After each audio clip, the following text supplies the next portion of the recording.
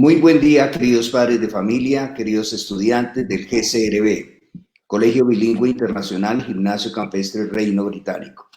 Hoy hemos aprovechado este espacio institucional de conexión GCRB para poder realizar un live con una de las personas más conocedoras sobre epidemiología e infectología, todo relacionado con el tema del COVID-19, esta pandemia que hemos tenido que afrontar de manera dura durante 2020 y que ha hecho cambiar muchísimas cosas que pensábamos y que a diario nos reta, y frente a los acontecimientos, la evolución de estos, las ideas que seguramente al comienzo teníamos han venido cambiando y hoy, con base en evidencia científica, podemos ya realizar como un paneo, como una síntesis de al día de hoy que es vigente, que es claro.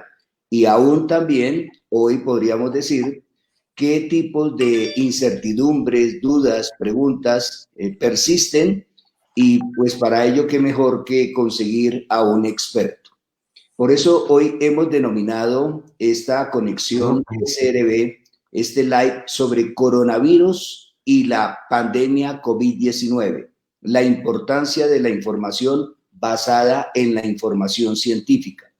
Yo sé que a veces nosotros, ante tanta avalancha de información por todos los medios, nos confunden.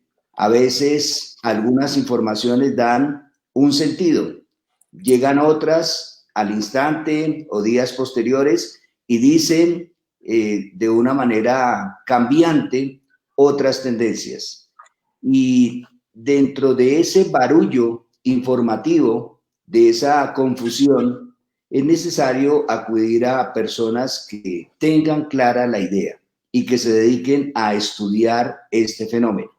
Por ello, hemos invitado hoy al doctor Carlos Torres Martínez, quien es médico, miembro del College de Médicos de Royal, pediatra, especialista en infectología pediátrica, diploma en epidemiología y estadística médicas.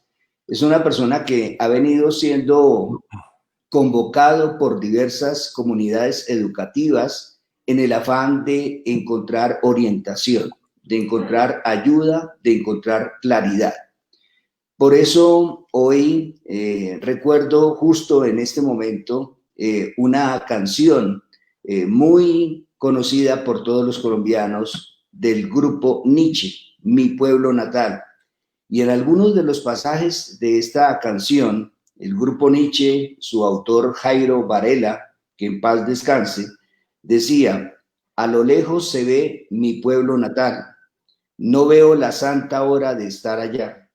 Se vienen a mi mente bellos recuerdos, infancia alegre que yo nunca olvidaré. Y al final de la canción, él remata con algo muy bonito. Entre valles y montañas, ríos que surten tus mares y el cielo azul que son patrimonio de mis cantares. ¿Y por qué hago esta analogía, esta asociación? Es casual que esta charla, o mejor, más que casual, es intencional que esta charla hoy la estemos propiciando, porque ya se nos va acercando el momento de volvernos a reencontrar, del regreso a la presencialidad.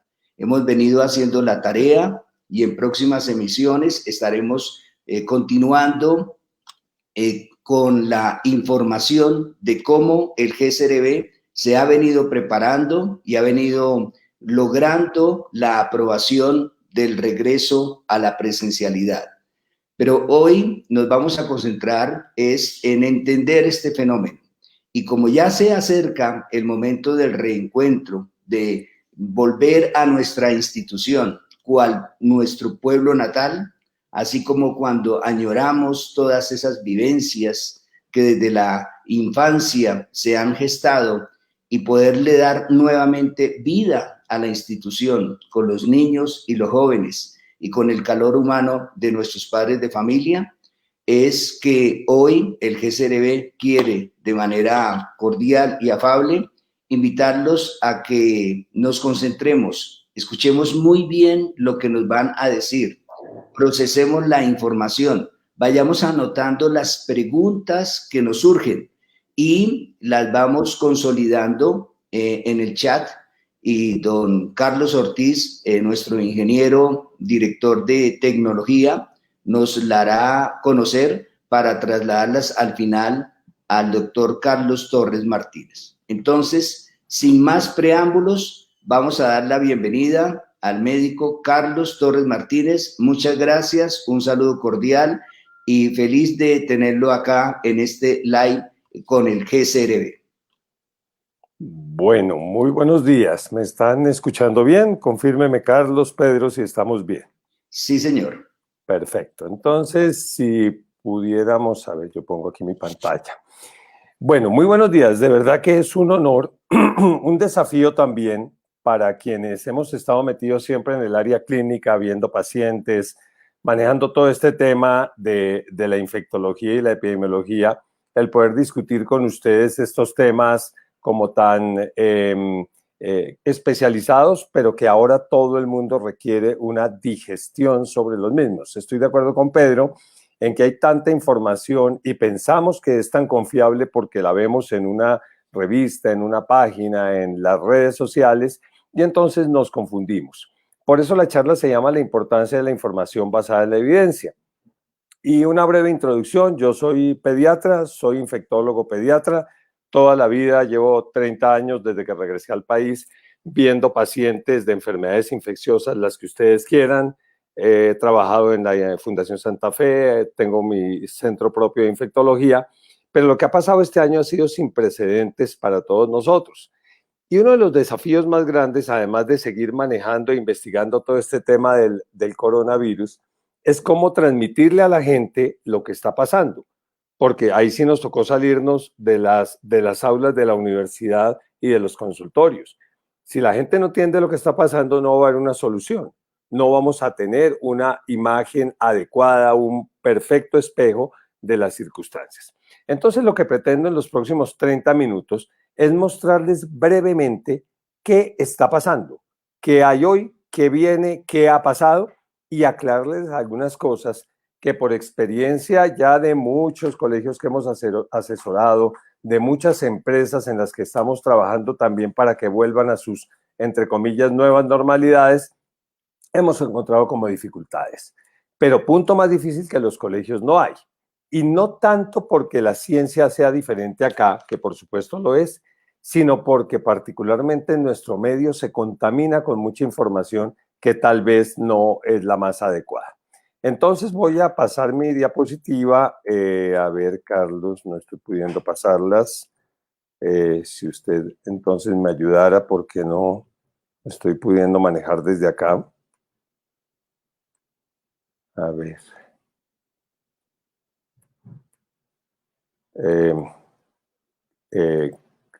Don Carlos Ortiz, ¿me puede ayudar un poquito para pasar la diapositiva?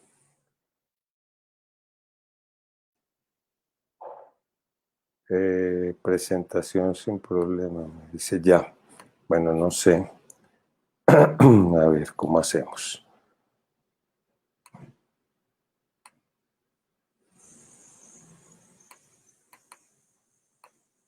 Listo.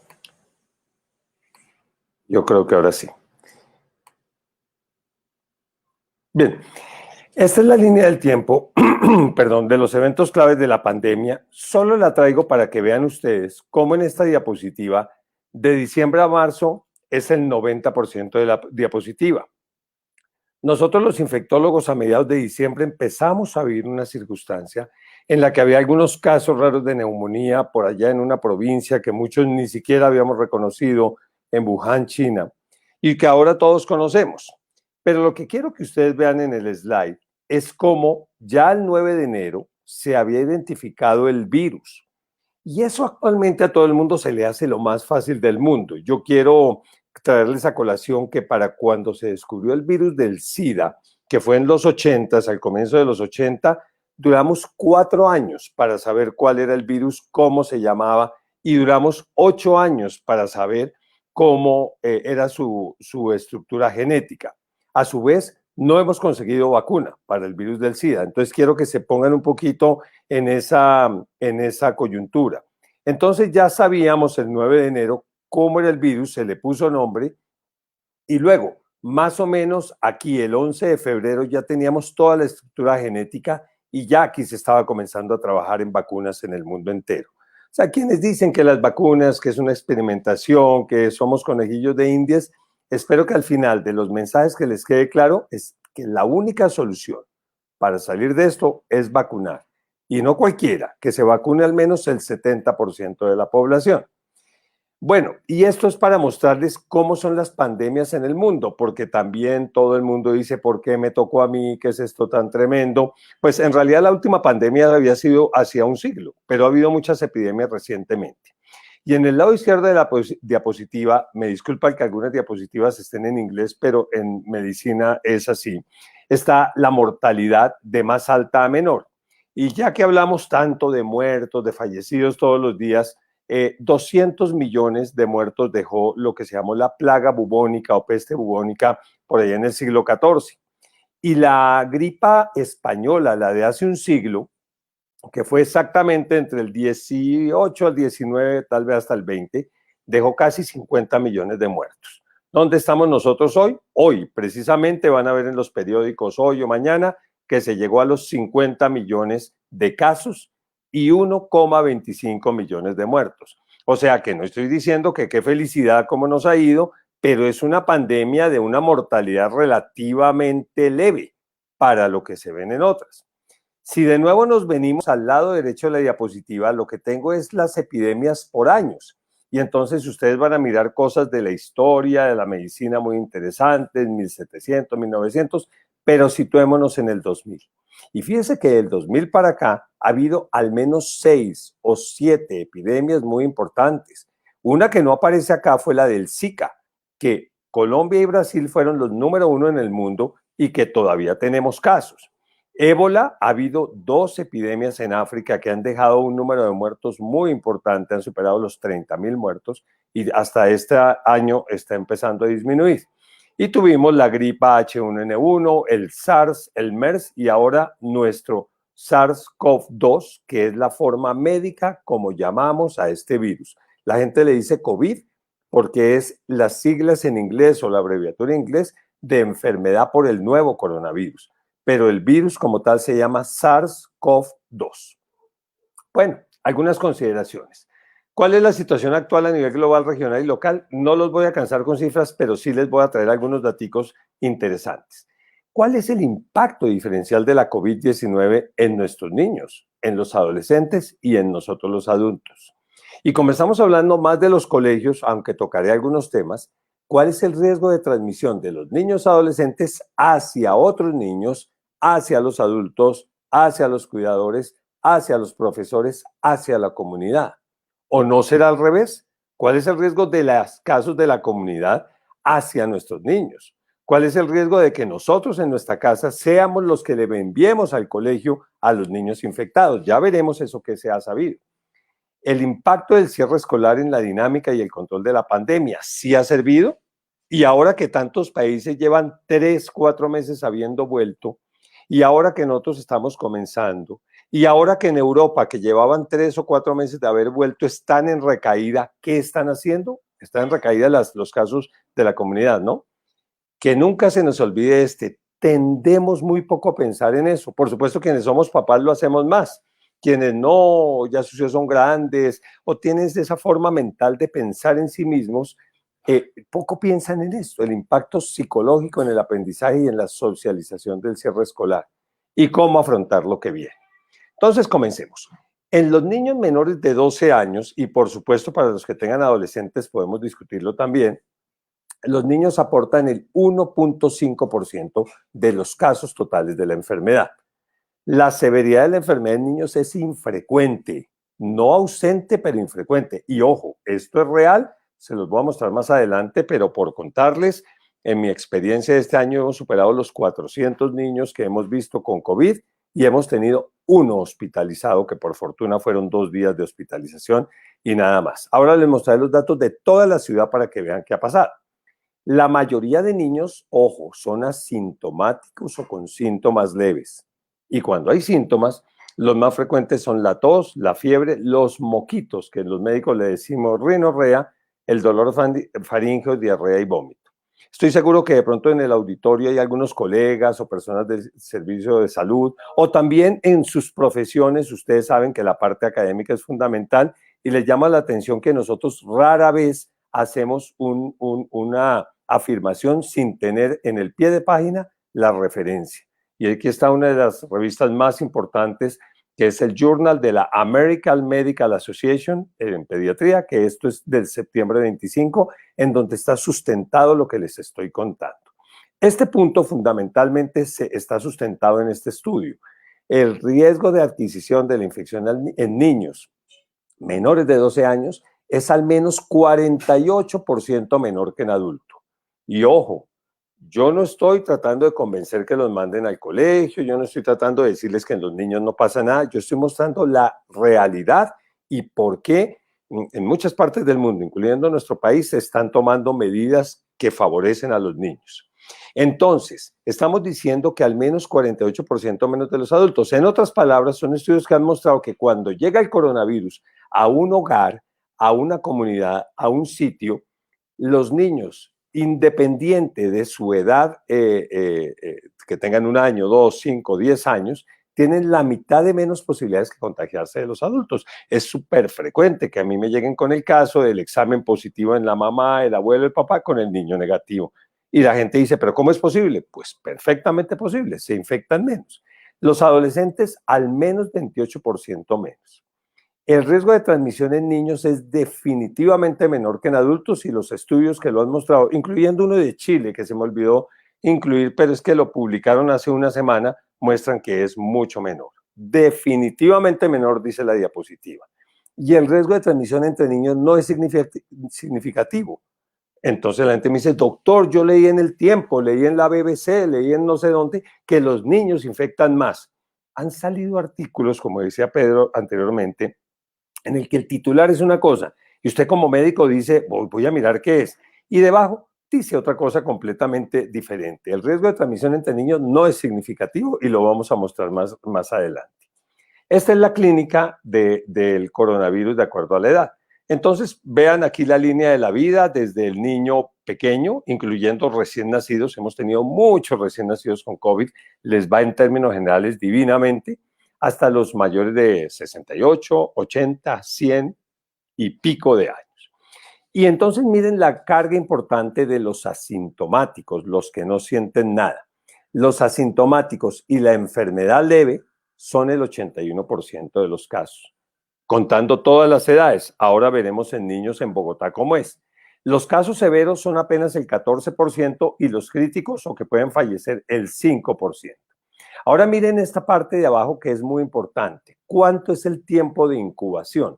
Porque esta es pregunta de todos los días y seguramente a ustedes también les ha pasado o les va a pasar que se preguntan esto. Tengo un contacto hoy, ahora, en este momento con alguien con coronavirus positivo. ¿En qué momento me puede comenzar la enfermedad? Puede ser desde el primer día, o sea, al otro día o al día 14, pero el promedio es 5 días. Y ciertamente el 90% de las personas empieza entre el tercero y el séptimo día. Por eso es que no hay que afanarse a hacer la prueba rapidísimo. Entonces yo tuve el contacto hoy y molesto y llamo a la EPS, a la prepagada para que me la hagan mañana. No, espérese un poco, unos 3, 4 días, a veces 7, porque le va a salir negativa seguramente y va a pensar que usted está negativo y va a estar transmitiendo. Esto entonces son algunas estadísticas que quiero mostrarles de lo que ha pasado a octubre 31, hace una semana. Entonces lo que quiero que vean es que se paren en diferentes puntos del tiempo. Veamos aquí marzo y abril qué pasaba, aquí lo tengo por continente. En marzo y abril esta era una enfermedad que empezó en la China pero que estaba ya en Europa. Y entonces todos mirábamos mal, digo mirábamos porque es realidad, en mi consultorio se veía. Si llegaba un paciente español italiano y en febrero o marzo, si llegaba un chino, un coreano o un paciente oriental, lo iban mirando feo. La gente La gente es así en las pandemias. Es uno de los aprendizajes que tenemos que tener. Esto es un tema de todo el mundo. Todavía seguimos mirando mal al que creemos que es positivo. Seguimos mirando mal al que nos contaron que es médico. Seguimos mirando mal al vecino, porque como yo soy el único que no tengo nada, los demás sí. Ese es un error grandísimo en la forma de pensar de muchos de nosotros. Entonces, miren, la Unión Europea cómo estaba acá y luego baja. Y baja muchísimo. Estos son casos confirmados por millón, lo que los médicos llamamos incidencia, para no hablar en número de casos y no tener la contaminación del número de población. Esto es por millón de habitantes. Y miren qué pasó en agosto, empieza a subir. Esto no fue ahorita, el inicio de la Unión Europea no fue ahora, fue después del relajamiento de costumbres por el verano. Y entonces comienza a subir en agosto y vea lo que fue septiembre y miren lo que es octubre y no les cuento lo que va a ser noviembre para que en diciembre comience otra vez a disminuir de acuerdo a la que las medidas sean efectivas. Norteamérica ha sido desastroso. Esperemos que ahora con lo que ha pasado la cosa cambie. En Norteamérica siempre se ha mantenido en 3 picos. Le decíamos aquí el dromedario y el camello y ahora ya no sabemos cómo decirle. Va para el 3er pico, lleva 4 días más, con más de 100.000 casos al día.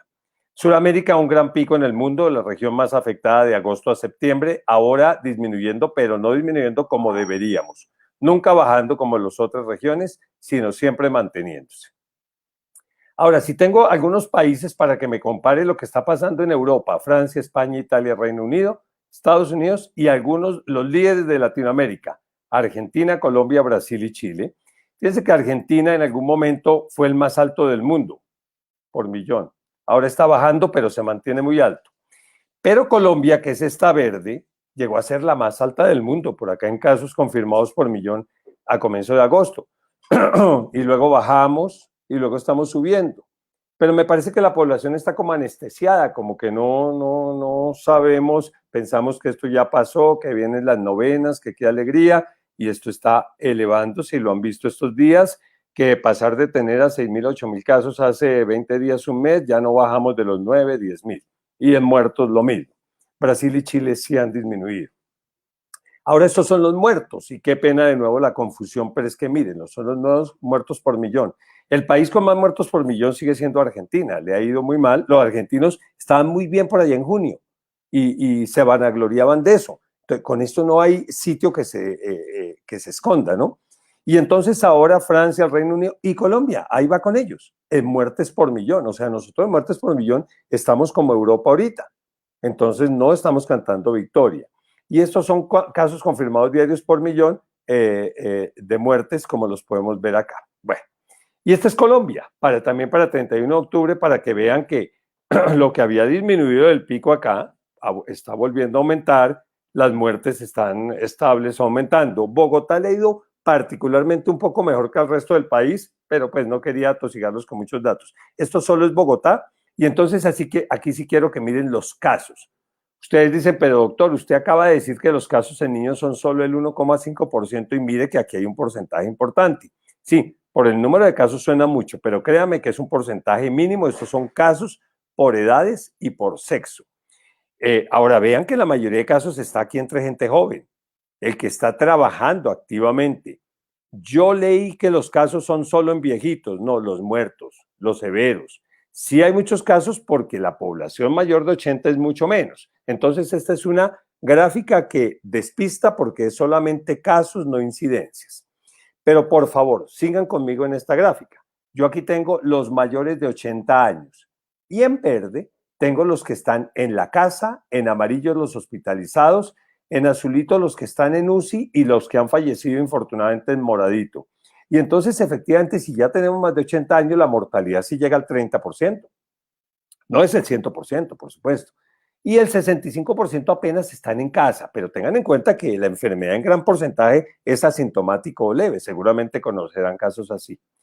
Pero si la edad va disminuyendo, vénganse a los niños. Y entonces en los niños la gran mayoría están en casa, es muy leve. Y ustedes no ven prácticamente el número de fallecidos. En Bogotá, más o menos de 8.000 muertos, 8.000 y pico que llevamos ahora, han fallecido 8 niños, 7 de los cuales tenían enfermedades previas que los hacían susceptibles.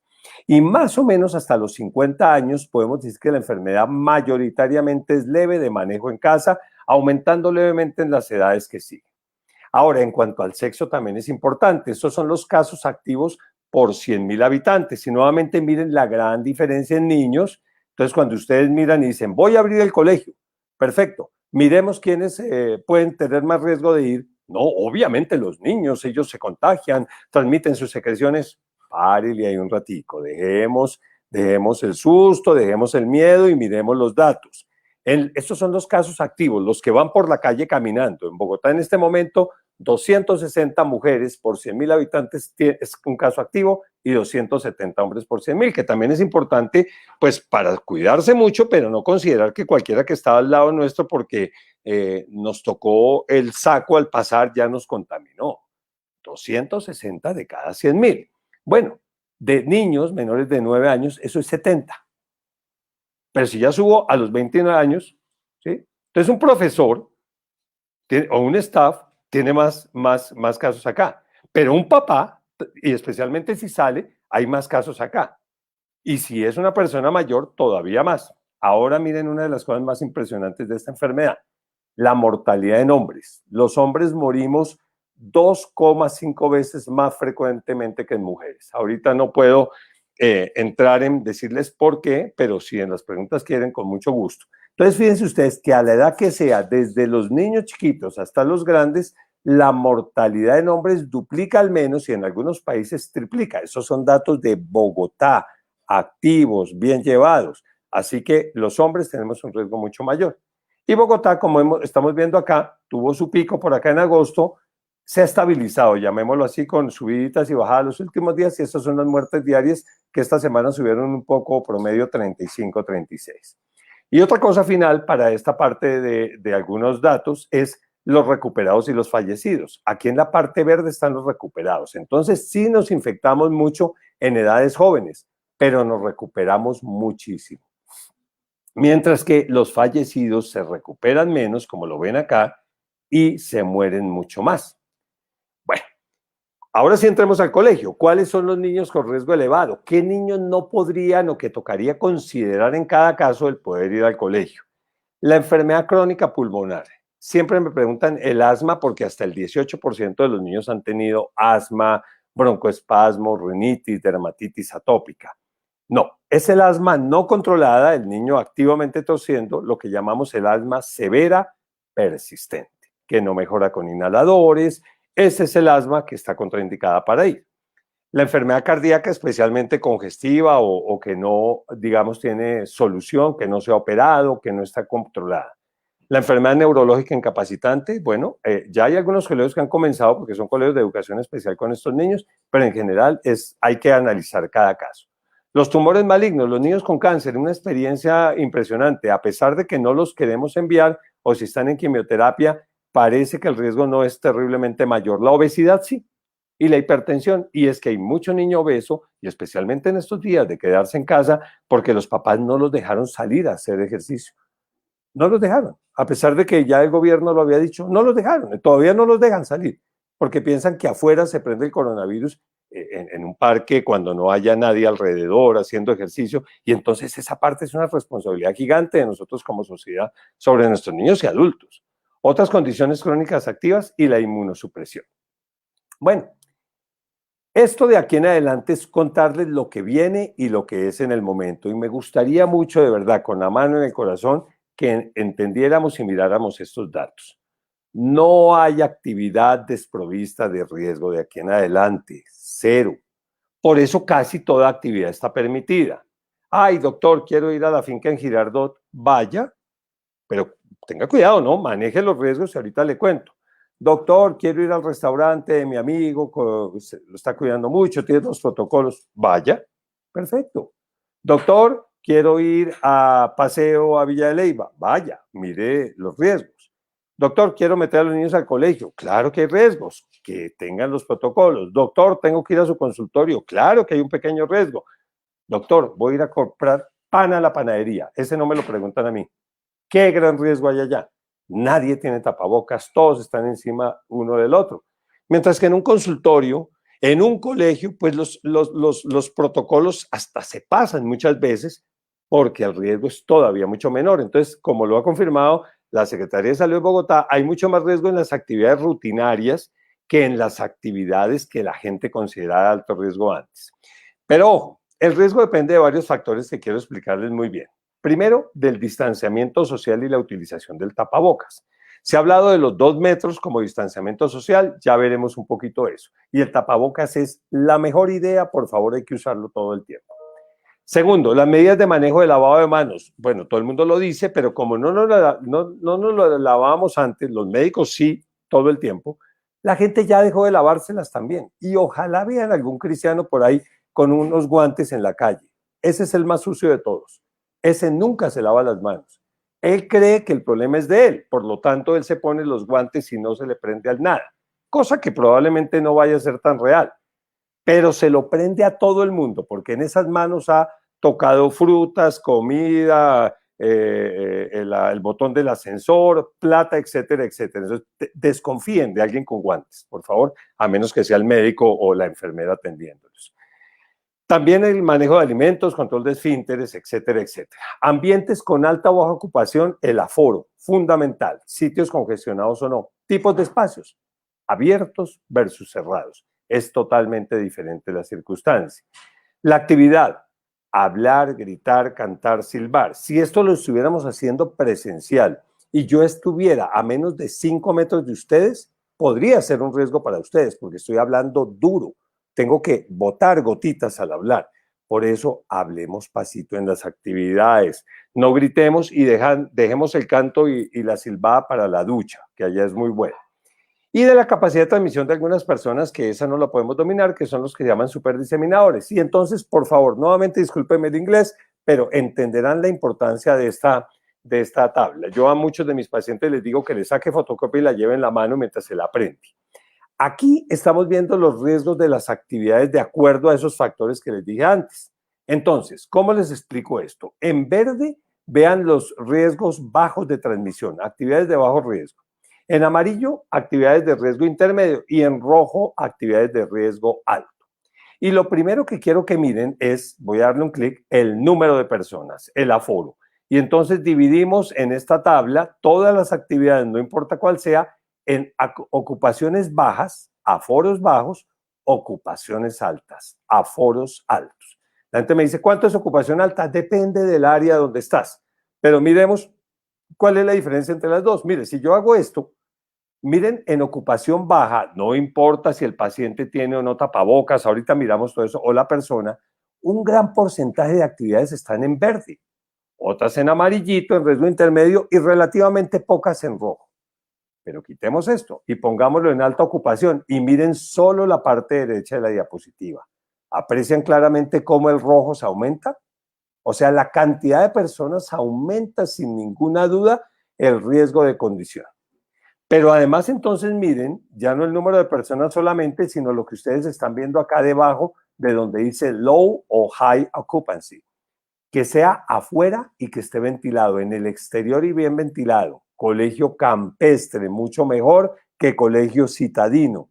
O que sea adentro, pero bien ventilado. O que sea pobremente ventilado. Y entonces vean ustedes que lo que es pobremente ventilado tiene más rojos. Tiene más rojos. No se metan a un sitio pobremente ventilado. Y particularmente si tiene alta ocupación, pues procuren no hacerlo. Eso es lo que le digo del manejo del riesgo. No es solamente tener el tapabocas, no es solamente mantener la distancia, es mirar eso. Ahora viene el otro tema, la utilización de tapabocas o la no utilización de tapabocas. Y entonces los dos primeros ítems acá, que los vemos ya por las filas, no por las columnas, contienen la utilización de tapabocas y un contacto por un tiempo corto o un contacto por un tiempo largo. Corto y largo son de 20 a 30 minutos para adelante.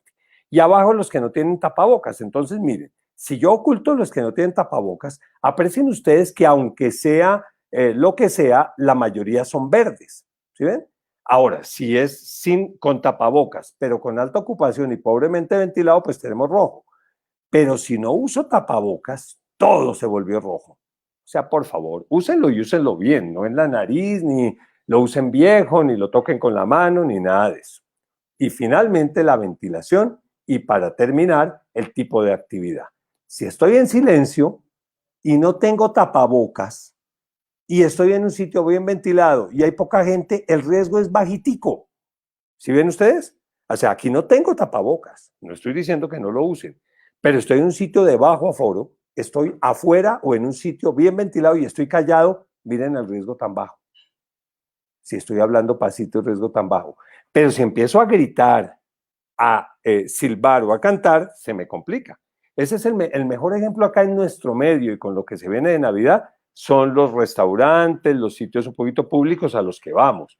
Muy bien, están ustedes en la parte de afuera, tienen su tapabocas, están tranquilos y llega el vecino de la mesa, así esté a 3 o 4 metros y comienza a gritar, a reírse, a cantar, ya el riesgo cambió.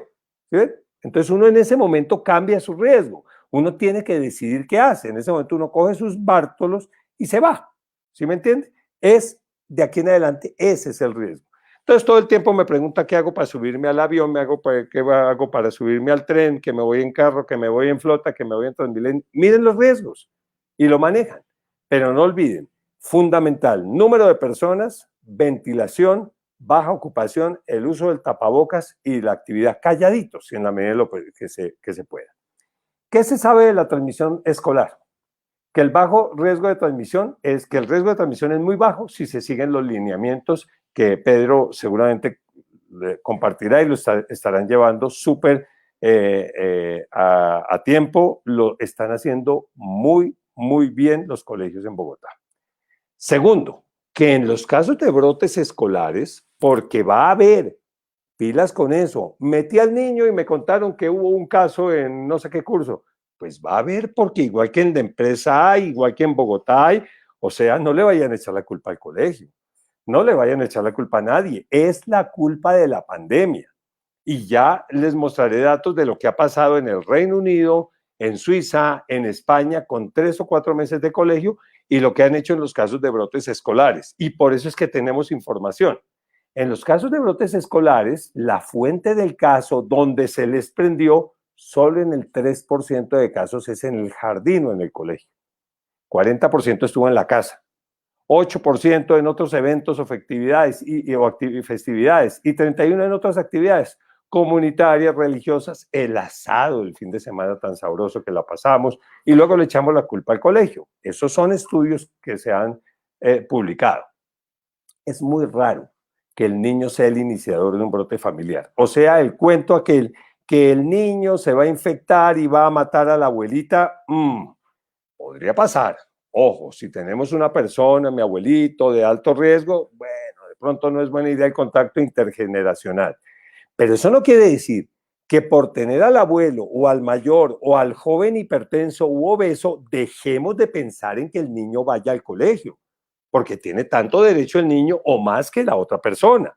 Claro, eso lo define cada uno en su casa. No pretendo meterme al rancho, pero piensen en el niño que necesita el colegio. Entonces, casi siempre el iniciador de un brote familiar es un adulto o un adolescente que ha tenido contacto.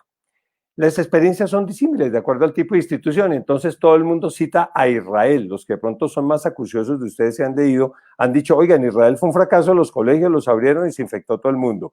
¿Sabe por qué? Porque no tenían protocolos, no usaban tapabocas, al estilo gringo, no tenían protocolos y por eso les fue mal. Ahora que ya empezaron de nuevo, ya van bien.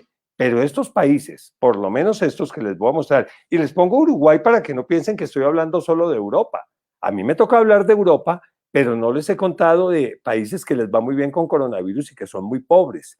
Vietnam, la República de Laos, Tailandia, son países para mostrar en coronavirus. Si van y miran las cifras son bajiticas y eso se debe a la disciplina de la gente. Entonces, cuando hay protocolos, los riesgos son bajos.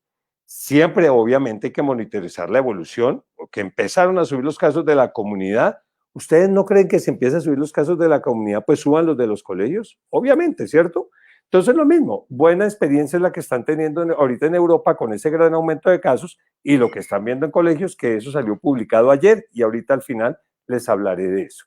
Y solamente para mostrarle algunos datos, nuevamente perdóneme por ser médico, así es que nosotros mostramos los datos. Ahí está la publicación de Clinical Infectious Diseases de este año. Esto es Singapur. en donde dice solamente el título para que, digamos, no entremos en detalles médicos. Riesgo de transmisión muy baja en los sets o en las circunstancias escolares, contextos escolares educacionales. El resumen, en Singapur, los datos sugieren que los niños no son generadores primarios de transmisión. Esto es un seguimiento de 3 meses estando ya en colegios. Que la transmisión viral entre niños es menor que la observada para otros virus como la influenza, que esto es importante. Si estuviéramos presenciales, diría, levanten la mano cuántos se han vacunado contra influenza, y no encontraría ni el 10%. La gente no cree en eso. Y la influenza es tan grave como el coronavirus, no en mortalidad, pero sí en severidad en los niños, pero mucho más grave en niños, porque la influenza sí da en los niños chiquitos, muy, muy grave, y también afecta a las personas de alto riesgo. Y hay vacuna, y la gente no se la pone, y se transmite en los colegios, ¿sí? Entonces, es un poco meterse en el cerebro de la gente para decirle, venga, si no lo ha hecho antes con influenza, con los otros virus, ¿por qué le echa toda la culpa al coronavirus? Estos datos ayudan para diseñar estrategias para el levantamiento de cuarentenas y deben considerarse medidas más específicas de control. Por ejemplo, aislar niños sintomáticos más que cierres indiscriminados. O sea, lo mismo que la que está pasando en la sociedad. Yo no sé cuántos de ustedes ahorita dirían, si vuelve a ponerse grave, que nos encierren a todos y cierren todo otra vez. Una minoría. Pero si en mayo o junio les preguntara a todos, les dirían que sí, que no importa, que nos cierren. Ahorita una minoría diría eso, porque diría, he oído que ya se puede con la tecnología saber dónde está cada caso y entonces aislamos una localidad o un barrio o unas cuadras. Eso es lo mismo que en los colegios. Si hay casos sintomáticos, se aíslan unos niños, no van, se hace la investigación, pero no hay cierres indiscriminados. Esta es experiencia del Reino Unido, miren ustedes los títulos. Los niños no son súper diseminadores. Tiempo de volver al colegio. Abajo en Australia, COVID-19 en colegio, la experiencia. Y finalmente, y perdónenme nuevamente el inglés, yo no puedo traducir los documentos originales, eso en medicina no lo hacemos, pero les voy a mostrar qué dice acá. Eso se llama la Fuerza de Trabajo Europea, publicado en agosto 6, cuando ellos comenzaron a reabrir colegios. Y dice, entre muchas cosas, que una pequeña proporción de niños son los infectados por coronavirus, que son más infecciones asintomáticas o leves, que usualmente los síntomas son leves. Pero lo más importante es esto. Investigaciones de los casos identificados en los contextos escolares, o sea que empezaron y hubo casos, sugieren que la transmisión niño a niño en los colegios es infrecuente, infrecuente. No lo digo yo, lo dice el Centro Europeo de Enfermedades, de Control de Enfermedades, la Fuerza de Trabajo Europeo, y no la causa primaria de infección en niños, cuyo comienzo de infección coincide con el periodo que ellos están atendiendo a colegios, particularmente en preescolares y primarias. Esto no es palabra de Dios. Esto se discutió en ese momento y toca irlo mirando de acuerdo a cómo la pandemia evolucione. Y sigue en diciendo que si las medidas de distanciamiento físico apropiado y las medidas de higiene son aplicadas, lo va a hacer el colegio. Los colegios son improbables que sean los ambientes que propagan coronavirus efectivamente, más que otros sitios ocupacionales, trabajos, bancos, panaderías, consultorios o sitios de descanso. La finca, el paseo, la vaca que ríe, todas esas cosas que usted ve llenas de gente con similares densidades de personas. Claro eso, ¿no? Y lo otro que dice es que se sugiere para la Unión Europea que la reapertura de colegios no se ha asociado con tasas significativas de incremento en la transmisión comunitaria y que la evidencia actual dice que es improbable que usando medidas de transmisión el cierre de los colegios provea una protección adicional para la salud de los niños ni para la de la sociedad. Y por eso dice que las decisiones sobre las medidas de control en niños y los cierres escolares deben ser consistentes con las decisiones de otras medidas de distanciamiento físico y medidas de salud pública de la comunidad. Termino esta parte un poco compleja, los médicos y los epidemiólogos hablamos en estos términos. Esto fue al principio cuando se hizo el modelaje y la famosa curva. ¿Se acuerdan que decían que el pico, todo el mundo hablaba del aplanamiento de la curva? Todo eso. Bien, dijimos que si nos encerrábamos todos, aplanábamos la curva, o sea, este negro es la curva normal. Estamos hablando en esa época de mayo o junio para el Reino Unido. Una curva de un número de casos impresionante. La aplanábamos hacia azul y la hacíamos más tarde para que estuviéramos preparados en las unidades de cuidado intensivo. Perfecto. Aquí están las diferentes intervenciones con estos colores. Vamos a buscar la verde, que dice cierre de escuelas, colegios y universidades. Usted cerró toda la capacidad educativa. Lógico, hay que cerrarlas. Estos niños, estos adolescentes transmiten todo. Mire que no la aplanaba. ¿Sí vieron? Mire que no la demoraba sino 15 días. Mientras que cuando hacíamos otra cosa, aislar el caso infectado, cuarentena en el hogar o cuarentena completo, se aislaba, ¿cierto? O sea, el cierre escolar nunca fue considerado como una medida que solucionara el tema. Entonces, resumen sobre el impacto de los cierres escolares en el desarrollo del niño. Entremos en el desarrollo del niño. La interrupción del aprendizaje. Y yo quiero que ustedes, yo sé que muchos lo saben, pero que se pongan la mano en el corazón. ¿Cómo aprendemos a sumar, a restar a los 5, 7, 8 años, a dividir, a multiplicar con un computador? La Universidad de Harvard publicó hace menos de 3 semanas que eso no era posible. Simplemente que esto hay que hacerlo en un tablero, borrando, haciendo 1000 ejercicios. Claro que ustedes en la casa serán tan juiciosos que sus hijos se ponen a hacer repetir las 20 sumas, las 20 multiplicaciones, las tablas, y seguramente lo consiguen. Pero en el día a día no, porque es que yo aprendo de ver cómo mi compañero se equivoca, cómo yo me equivoqué, cómo no pude hacer un punto, cómo me pasaron las respuestas. Eso se llama el engrama, que es la forma que nos permite, no solo en matemáticas, sino en el resto de cosas, aprender. La interrupción del proceso de socialización. El colegio más las actividades extracurriculares ofrecen, miren, esto es clave, como en sus oficinas, como en sus trabajos. Yo sé que están muy contentos trabajando en la casa, muchos de ustedes, especialmente si les llega su sueldito y todo, perfecto. Pero usted dice, oiga, una que otra vez me parece que el no estar en grupo, pues claro, y eso en los niños es importante, porque eso le produce 3 cosas en la actividad escolar diaria. Estructura a la actividad escolar. Yo tengo hijos adolescentes. La estructura hay que tenerla muy, muy estricta para saber que la tengan. Significado y ritmo diario a las actividades escolares. El ritmo es muy importante. Hay una exacerbación de las inequidades, para no hablar de esto. Nosotros ahorita estamos hablando de nuestro colegio, muy bonito, muy elegante y otros parecidos. ¿Qué pasa con la educación pública?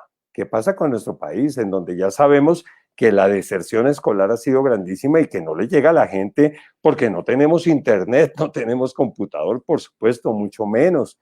Íbamos a comer al colegio, era la única oportunidad de ascenso social. Por eso es tan importante, no hay institución en el mundo, Organización Mundial de la Salud, las organizaciones multilaterales, Banco Mundial, UNICEF, que no digan que es urgente que los niños y los adolescentes vuelvan a estudiar. Y los aspectos asociados a salud mental, y esto sí es muy de nosotros los médicos, todos los días en la consulta, depresión, culpa, rabia, úlceras en la boca, afticas, ojos secos, dolores de cabeza incrementados por la ausencia de exposición a luz solar. Y eso sí no es culpa de que no nos mandaron al colegio, es culpa de cada uno de nosotros que pensó que el sol hace daño, que allá afuera en el balcón hay coronavirus, y eso no es verdad. Ya lo hemos visto cuál es la diferencia entre un ambiente indoors, o sea, adentro, y un ambiente exterior. Sensación de soledad, muy importante en los niños, y nos toca triplicarnos como papá. Y hay un grave incremento en el daño autoinfligido, se ha visto mucho, ideaciones suicidas, todas las que quieran. Si en adultos hay, ¿cómo serán niños? Intentos de suicidio y comportamientos de riesgo. Ahorita que están volviendo, alcoholismo, droga, hemos visto muchísimo ahora. Cualquier reunioncita que hagan ya se fue para el otro lado. Y el incremento de la violencia doméstica, psicológica o física, que es gigante. Entonces, la educación es el capital social, y esto no es una retórica ni es un político hablando, que impulsa los cambios en la sociedad, especialmente de los de entornos menos privilegiados. ¿Cuántos de ustedes, incluyéndome a mí, venimos de entornos poco privilegiados que pudimos escalar por estar estudiando? Por favor, esto es muy importante entenderlo. Esto no se va a solucionar en 1 año, en 2 años, ni en 3 años. Entonces, no es una cuestión transitoria. Esto es una cuestión que va a cambiar nuestro estilo de vida, y por más que la pandemia se empiece a superar, vamos a tener una década muy dura. La importancia del juego en el desarrollo de los niños. Para los de ustedes que juegan con sus hijos, no importa la edad que tengan, los felicito. Para los que no, por favor, practiquen ponchados, escondidas, parqués, todos los días. El juego es la vida. El juego nos da la importancia de ganar, de perder, y estar en la casa, eso no lo logran, y menos estando clavados en el computador todo el tiempo. Por favor, jueguen mucho. Y jueguen ustedes por ustedes también. La importancia de la interacción social de adolescentes. Se ha hablado más de niños pequeños. Por favor, en los adolescentes No es que digamos que vayan de rumba, pero la importancia es muy, muy grande. La importancia del cara a cara, mis queridos amigos. Si ustedes me estuvieran viendo cara a cara, sería diferente de esto. Es diferente. Podemos adaptarnos, pero el cara a cara es innegable lo que importa. La mayor pérdida se ha detectado en términos vinculares y afectivos, de niños, de padres, de adultos, de abuelos, de todo. Los más jóvenes han sido dejados de lado en el diseño de la respuesta global al COVID. Y es la población que en 10 años va a dominar el mundo. ¿Quién le ha preguntado a los adolescentes cómo se sienten? ¿Quién le ha preguntado qué viene? ¿Quién le ha preguntado a un niño de 8 años cómo se siente? Nosotros los pediatras lo hacemos en el consultorio y las experiencias son absolutamente desgarradoras con papás que nos dicen que los niños están muy bien. Se han descuidado las necesidades de los niños, existe una falta de consideración y análisis sobre las restricciones que han afectado su vida. Pensamos mucho en todas las otras edades, menos en los niños. Este libro que aparece ahí en la diapositiva en el ángulo superior derecho, se llama La catástrofe del COVID-19 y no es un libro de autoayuda ni de esos malos que hay por ahí. Richard Horton es el editor de una de las revistas médicas más importantes del mundo que se llama Lancet. La narrativa dominante, lo que se ha hecho mal, ha sido la del miedo. El miedo no lleva sino a parálisis. No mates a tu abuela, la guerra contra el coronavirus, decía el presidente Trump. Estamos en una guerra, esto no es ninguna guerra. Aquí es una cuestión que no se va a resolver, no va a ganar, no vamos a ganar nunca. La narrativa del joven como irresponsable, que es importante, pues que la mayoría de responsabilidades de los jóvenes, como todos sabemos, vienen de nuestra actitud. Esa narrativa del joven que la va a aprender es complicada. El pánico y el miedo aumentan los comportamientos obsesivo-compulsivos. Limpieza, infecciones, contacto social, ya sabemos cómo es eso ahorita tan complicado. La dificultad de interpretar los riesgos, entonces por eso les mostré los riesgos para que entiendan claramente el cuadrito verde, amarillo y rojo de aforo, de tapabocas, por favor, ténganlo en cuenta. Y la combinación más peligrosa, miedo e incertidumbre, que esa es la que mata. Incertidumbre no la podemos quitar porque todos tenemos una situación incierta. Y si le suma eso en el niño o en el adulto, soledad, eso es una combinación que dicen los psiquiatras que mata más que el estrés, que mata más que el infarto por ausencia de trabajo o por mucho trabajo. Porque la rutina es muy importante para los jóvenes, saber qué va a pasar, qué esperar, cómo hacer mis planes de estudio, de trabajo, de interacción, de diversión. Y ustedes han visto que se va agotando esa circunstancia, por eso todo el mundo comienza a hablar de esto. Nosotros hablamos del volver al colegio hace 3 meses y nos echaban piedra. Hace 2 meses nos miraban feo, todavía hay gente que nos mira feo. Ahorita ya la gente dice, oiga, sí, estoy viendo los buses por todos lados, yo como que vuelvo, al menos lo consideran. Es que es muy importante porque esto no puede, o sea, si yo les dijera a ustedes, la pandemia se acabó el 31 de diciembre, bueno, ni hablemos de esto. O digamos, se acabó en Semana Santa, o se acabó en mediados de año del año entrante, pero no se va a acabar. Entonces, ¿cuándo volvemos? El que me diga que no quiere volver, yo le digo, perfecto, me parece muy bien. ¿Cuándo? El año entrante, doctor, seguro, en enero, después de las fiestas de Navidad, después de las novenas, ¿seguro? ¿No saben cómo van a estar los casos en enero y en febrero? Disparados completamente. Entonces después de Semana Santa. Entonces se acabó el año. Entonces el año entrante, ¿seguro que va a pasar? Tal vez no. La soledad más aislamiento social son tan peligrosos como fumar o como la obesidad, totalmente demostrado. Y el concepto se ha hecho muy mal de que cerrar colegios tendría un impacto importante en la dinámica de la pandemia y ya se sabe que no. Hechos incontrovertibles ya para entrar en la parte final para saber interpretar los riesgos. La mayoría contraeremos el virus. Por favor, al que esté muy asustado dirá, ¿cómo me va a decir eso, doctor? Y el que sí haya leído sabe y dirá, eso ya lo sabía yo. Y al que ya le haya dado dirá, bueno, aunque no esté totalmente protegido, al menos tengo cierta protección. La mayoría contraeremos el virus. Se calcula entre 70 y 80% para que esto pase. El virus no es derrotable, no es erradicable. Los infectólogos lo sabemos. ¿Por qué? Porque ningún virus ha sido derrotable ni erradicable con la excepción de la viruela. El polio está presente en el mundo. La difteria, el tétano, la tosferina, la neumonía, son controlables por vacunas, son tratables por tratamientos. Y a eso tenemos que llegar, pero no es derrotable ni erradicable. O sea, para quien piense que en 10 años no va a haber este coronavirus, sáquese eso de la cabeza. La mayoría, y esto es incontrovertible, tendremos una sintomatología muy leve, particularmente los más jóvenes, pero los mayores también, la mayoría.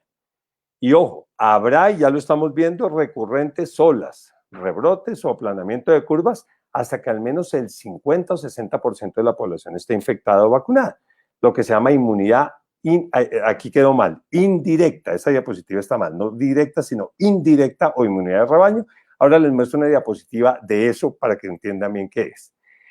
Ya les dije, eso es incontrovertible. El riesgo de los niños de infectarse es al menos 50% menos que el de adultos. También es incontrovertible que la transmisión escolar entre niños es infrecuente y que la transmisión en casa es mayor que en el colegio, de acuerdo con la implementación de medidas de control que hemos hablado. El tapabocas es la mejor vacuna disponible. ¿Por qué? Porque en todo caso disminuyo la carga viral a la que estoy expuesto. Y si me infecto, aunque sea aún con tapabocas por la actividad de riesgo, me va a dar más leve. Hay un impacto innegable, y eso es incontrovertible, del confinamiento, o el que no me lo diga, el que me diga que no, pues no sé dónde está mirando, a nivel económico, social, emocional y físico. Y las personas en grupos de alto riesgo deben continuar actividades desde casa. Claro, el que tenga grupo de alto riesgo, obeso, hipertenso, por favor, no vaya a trabajar. Ah, que mi hijo, bueno, hablemos cada caso, eso hay que individualizar. Esta es la inmunidad de rebaño y perdónenme, pero es muy fácil de entender. Yo aquí en rojo tengo un infectado en una población. Estos somos nosotros, hoy en conferencia, y aquí hay un infectado. Y en verde están los que ya le dio, los inmunes. Y en azul están los susceptibles. La inmunidad de rebaño se consigue cuando haya tantos inmunes que los susceptibles sean minoría. ¿Cuántos? Pues de acuerdo a cada enfermedad. El sarampión que ven acá necesita 95% de personas vacunadas o que les haya dado la enfermedad para que no haya brotes de sarampión. Por eso es tan peligroso que ahorita la gente no va a vacunarse, ni adultos ni niños, y están atrasados en vacunas y es de lo más grave que puede haber. Ahorita en Lima hay un brote de difteria que ya llevan 2 muertos que no tenían difteria hace 20 años por la baja de vacunas. ¿Dónde está el SARS-CoV-2? Acá. El SARS-CoV-2 no es muy contagioso, no es altísimamente contagioso, lo son mucho más estas que están arriba de él. SARS, H1N1, viruela, polio, sarampión, difteria, todas esas son más. El SARS necesita 60% de inmunidad de rebaño. Esto es muy para los matemáticos de acá, pero nosotros los médicos ahora tenemos que tratar eso. Es lo que llamamos el número reproductivo básico. ¿Cuántas personas transmite una persona infectada una enfermedad a los otros? Sin ninguna medida de control, esta enfermedad, el COVID, tiene 2,5 de transmisión, o sea, 2,5 infectados por cada persona que tuvo contacto. En Bogotá estuvimos el mes pasado en menos de 1, ahorita estamos en 1,01 y así es como se calcula, pero no voy a entrar en estos cálculos, la inmunidad de rebaño. Y la educación virtual en la pandemia. Ha habido cosas buenísimas. Por favor, yo no estoy hablando mal de eso. Miren, los esfuerzos de padres, de alumnos, de profesores, si algunos de ustedes lo son, mis respetos. Si otros piensan en los profesores, por favor, ténganlo muy en cuenta, son héroes al lado de los médicos. Ha sido crucial para poder superar estos primeros meses de máxima emergencia. Pero sin duda plantea unas oportunidades inmensas para el futuro. Esto lo tenemos que seguir haciendo. Una reunión de estas es mucho más fácil que irme yo al colegio y que lleguen ustedes. Pero ojo, eso es porque nos pueden servir estos medios de comunicación. Pero el esfuerzo es muy grande, genera un definitivo impacto sobre el trabajo de los padres y, bueno, especialmente ustedes que entrenan niños chiquitos y también los que tenemos más grandes, el impacto es muy duro si ustedes además están trabajando. En un país europeo es imposible, por eso empezaron los colegios sin alternancia, ¿no? De una, allá no hay alternancia. La educación virtual está en un contexto en el cual puede haber incremento de las inequidades, como ya hablamos, incremento en acceso, en brecha educativa, en el rendimiento educativo. A pesar de los logros e importancia de las herramientas que permiten el contacto, no logran lo mismo que la presencialidad. Ya hablamos de la espontaneidad de la interacción. Para interacción, empatía, compasión, solidaridad y otras cosas. Esto no es un decir. El cara a cara genera eso. El computador no.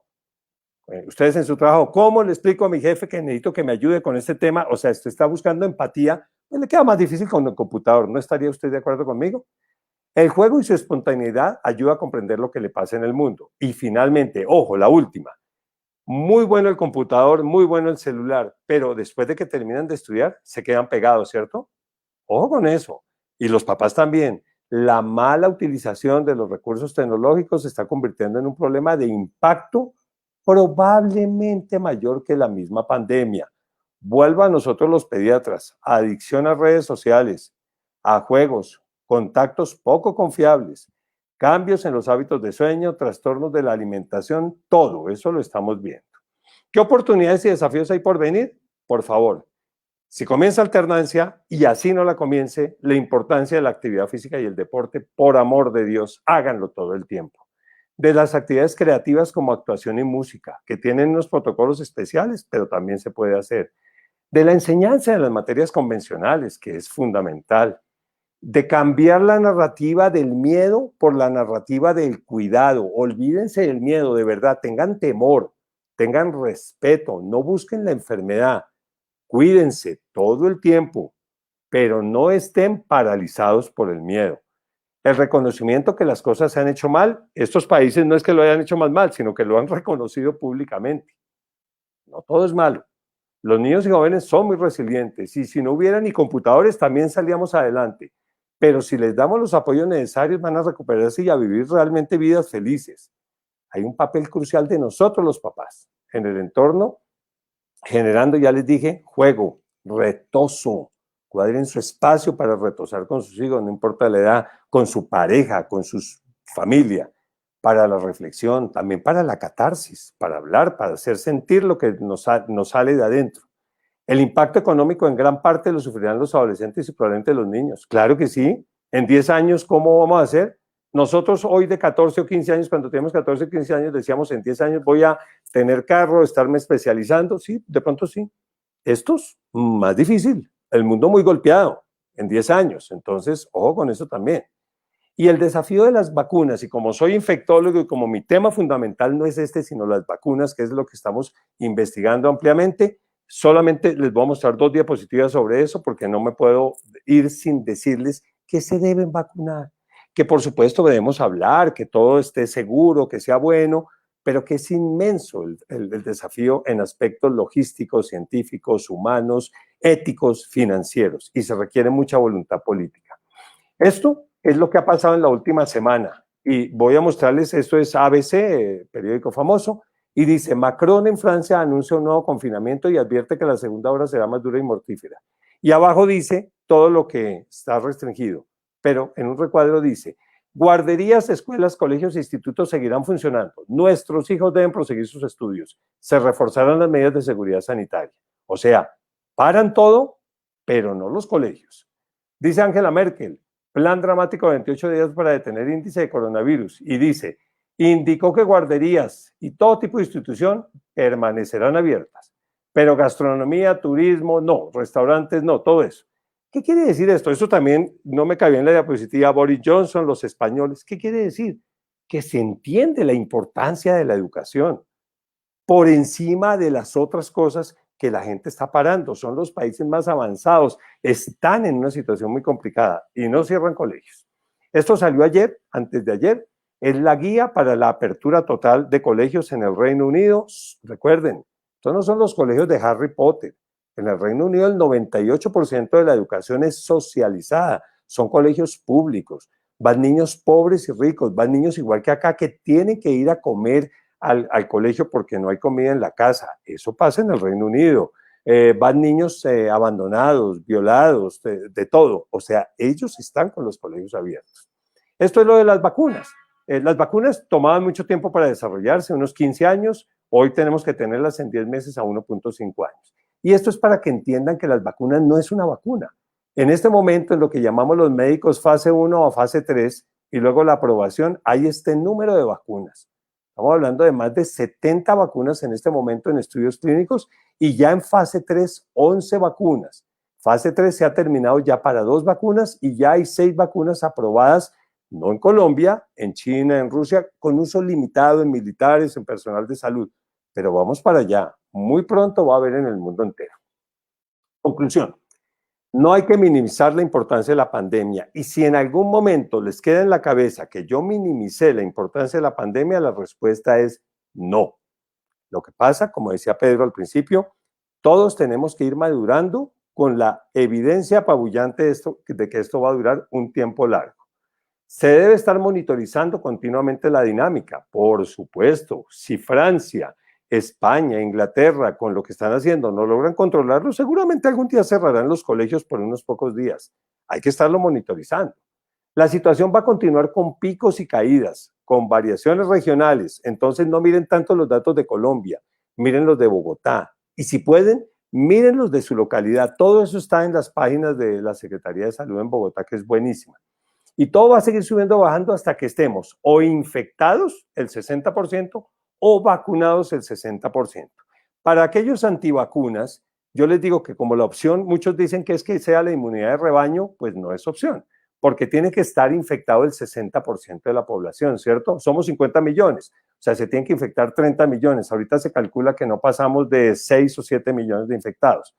Pero como la enfermedad mata al 0,5%, es una mortalidad baja, si ustedes sobre 30 millones hacen 0,5%, les da 150,000 muertos. 150,000 muertos, mis queridos audiencia de hoy, son 5 veces la que tenemos hoy. Hoy tenemos 32,000 muertos. O sea, son 4 a 5 picos sucesivos de mortalidad alta y de cuidado intensivo lleno para que pase por inmunidad de rebaño. Y eso. Entonces, les sugiero fuertemente que consideren el tema de las vacunas mucho mejor. La pandemia nos afecta a todos, pero ante todo a los más vulnerables, se incrementan las inequidades. Conclusión, el impacto psicosocial de la pandemia en niños y jóvenes no es grande, es enorme. Y debemos cambiar la narrativa del miedo por la del cuidado, debemos aprender a vivir sopesando riesgos versus beneficios, basados en la característica de cada actividad. La educación es una de las actividades impostergables que deben reanudarse e irse adaptando de acuerdo a la experiencia, resultados y transmisibilidad comunitaria. Existe una gran comunidad científica interesada y en actividad de continuo estudio. Les prometo que no hay día que no tenga que estudiar hartísimo para estar al día con lo que sale todo el tiempo. E investigación, y es a esa comunidad científica a la que debemos recurrir para conocer la información verídica. La demás no es verídica, no está confirmada. Y mucha gente me dice, doctor, pero ¿usted por qué no cree en la moringa, en la ivermectina, la citromicina? Yo le digo, cuando salgan los estudios, lo decimos. Ya sabemos que con la citromicina y ivermectina los estudios han dicho que no. No va a haber estudios de moringa, llamémoslo así. Estoy exponiendo un ejemplo para que la gente vea lo que se habla. Y entonces también les hago esta reflexión.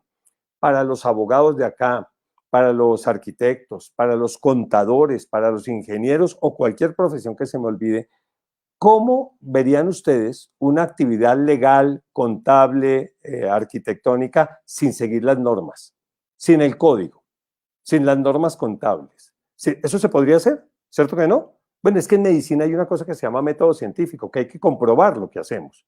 Lo otro es anécdota, que yo me tomé el aguapanelita y me sirvió, bueno, chévere para usted, pero eso no está confirmado. No le digamos a todo el mundo que haga eso porque se va a confundir y va a creer que esas son las realidades. Mucho cuidado con la infodemia. Para los que no saben, esa palabra es la palabra que se usa para hablar de la pandemia de la información errada, que hay 2 tipos de información errada, en la que hubo un error de buena fe y se puede corregir. Y la otra que se llama en inglés la misinformación o desinformación, que son grupos de personas que están dedicados a repetir, repetir, repetir, para que la gente se malinforme. Eventualmente la humanidad debe aprender de sus errores y de la actitud de sus líderes. Esto no suena retórico, esta es la verdad. La actitud de nuestros líderes o de cada uno de nosotros como líder será definitiva en el desenlace final de esta emergencia. Yo aquí paro. Muchas gracias por la paciencia. Sé que me extendí un poquito más, pero en este tema el tiempo siempre es corto. Muchas gracias. Excelente, doctor Carlos, porque ante todo, como se anunció, esto evidencia que para tomar decisiones tenemos que buscar las mejores fuentes de información. Y en este caso, sobre todo lo de la pandemia y el efecto que ha tenido a todo nivel el coronavirus, es evidente que buscamos a veces fuentes cerradas y con ellas perdemos todo el tiempo. Por eso usted hablaba al final de la infodemia y aquí no podemos incurrir en informaciones cerradas que nos desorienten y nos lleven a darnos tumbos y golpes que redunden quizás en mayores contagios o en muertes. Lo que necesitamos es evidencia científica. ¿Qué es lo que se ha venido generando, que se ha venido comprobando? Y que a la luz de esos datos, de esos hechos, de esas evidencias, determinan que debe haber una orientación clara, como la que usted ha brindado en el día de hoy a toda la comunidad educativa del GCRB. Vamos, doctor Carlos, a trasladarle algunas preguntas que han llegado para que usted, por favor, sé que son temas que los trató dentro de su charla, pero como que puntualice a través de las preguntas que le voy a trasladar. La primera, ¿podría profundizar los verdaderos mecanismos de transmisión de la enfermedad? ¿Solo respiratorio, por piel, materia fecal, orina, sexual, etcétera? Sí, sí, muy buena pregunta, gracias. Sí, respiratorio, la inmensa mayoría, respiratorio al hablar, la expulsión de las gotitas al hablar, la tos, el estornudo, todo eso. Las manos, como todas las infecciones, una fuente grandísima de contaminación. Materia fecal, se ha visto que el virus se ha encontrado allí, pero ojo, encontrar el virus no significa que sea infeccioso y todavía no hay una demostración, digamos, contundente de que materia fecal transmita. Sin embargo, para los de bebés chiquitos hay que ser muy cuidadoso con el manejo de pañales y todo eso, y también para las personas mayores. Transmisión sexual no se ha confirmado, pero no sería raro porque Zika, chikungunya, hasta la misma gripa se puede transmitir sexualmente. Importante lo que usted me dice ahí, que ya con el paso del tiempo, qué tan importante es la limpieza de las superficies, que se me prenda por tocar un área potencialmente contaminada. Y sobre eso quiero hacerles una aclaración. Por supuesto que se han encontrado virus viviendo ahí un poco de tiempo y esos artículos son súper vendedores en la prensa. Pero no se han demostrado casos confirmados en los que esos elementos y esas superficies sean las transmisoras de la enfermedad.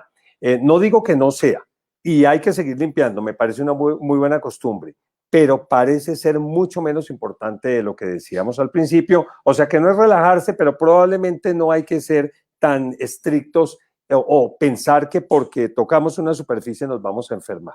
Digamos, ese sería como el resumen. Muy bien. ¿Qué tan importante es verdaderamente el tapabocas y su efectividad de acuerdo a los diferentes tipos que existen y la significancia del distanciamiento social? Bueno, entonces muy bien. Entonces, para puntualizar eso, el tapabocas es importantísimo, nos protege, digamos, de la adquisición respiratoria del virus, aún en casos contaminados. Fíjense ustedes que aunque los médicos nos infectemos a veces en situaciones de alto riesgo usando tapabocas, en términos generales son muy protectores. Ahora, hay en general 2 o 3 tipos de tapabocas. Los que se llaman quirúrgicos, que son los normales, que usa todo el mundo, los que usábamos los médicos antes, los que se usan en salas de cirugía, esos sirven, pero ojo, hay que estarlos cambiando más o menos cada 2 horas si lo estamos usando continuamente porque eso se moja. Y si lo van a tocar, van a estar sucios, o sea, toca estarlo cambiando. Algunos se van por los tapabocas muy complejos, los N95, los hacen comprar. Ahora veo menos, pero al principio todo el mundo traía eso.